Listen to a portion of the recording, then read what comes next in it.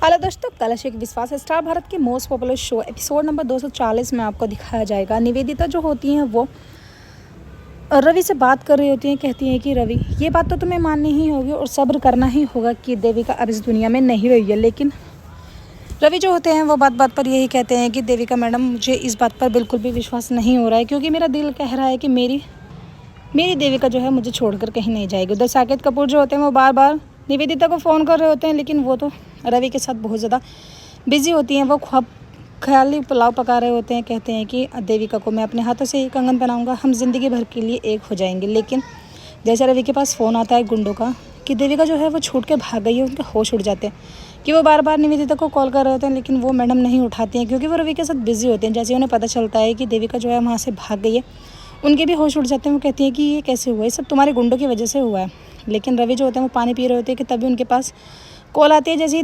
देविका उधर बात कर रही होती हैं, देविका जो होती हैं वो फ़ोन करती हैं रवि के पास।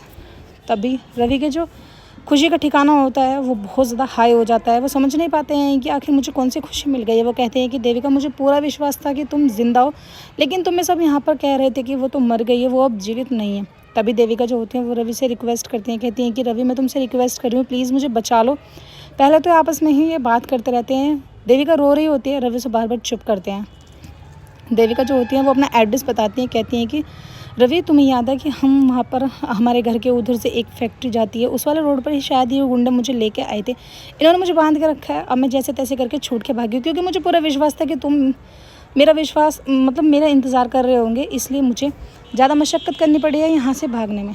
जैसे देविका बात कर रहे होती है कि तभी उनके पास गुंडे आ जाते हैं और गुंडे आके उनका फ़ोन छीन लेते हैं। रवि कहते हैं कि खबरदार, अगर किसी ने भी मेरी देविका को हाथ लगाया। वो सभी परिवार वालों से अपनी खुशी जाहिर करते हैं। कहते हैं कि देविका जिंदा है, उसने मुझे अभी फ़ोन किया है। साक्षी जो होती है वो कहती हैं कि जीजू, मैंने तुमसे पहले ही कहा था कि देविका दी तुम्हें छोड़ के नहीं जा सकती है। परिवार में माने खुशी का माहौल आ जाता है, लेकिन मंजू कहाँ किसी की बात से खुश होने वाली होती है। वो कहती है कि रवि, तू कहीं नहीं जाएगा, क्योंकि उस लड़की को अपनी प्रॉपर्टी से ज़्यादा किसी और से प्यार नहीं है, और मैं नहीं चाहती कि तू अपनी जान पर खेल कर उसको बचाने के लिए जाए। रवि जो होते हैं वो कहते हैं कि मैं तुम आखिर ये कहना क्या चाहती हूँ, वो मेरी बीवी है और देविका मेरा प्यार भी है, उसके बिना मैं नहीं जी सकता। तुम्हें एक बात की समझ नहीं आती। तभी मंजू जो होते हैं वो कहती हैं कि अगर तुम वहाँ चले गए तो मुझसे तुम्हारा रिश्ता जो है हमेशा के लिए ख़त्म हो जाएगा। रवि जो होते हैं वो कहते हैं कि आज मैं किसी की भी नहीं मानूंगा, किसी की भी, मतलब किसी की भी नहीं। एपिसोड की एंडिंग ऐसी होगी फ्रेंड्स, आने वाले एपिसोड्स में आपको दिखाया जाएगा। देविका का हाथ पकड़कर जो साकेत होते हैं वो अपने ख्याली पुलाव पका रहे होते हैं, रोमांटिक हो रहे होते हैं। उधर निवेदिता फ़ोन करती हैं कि देविका को मरवा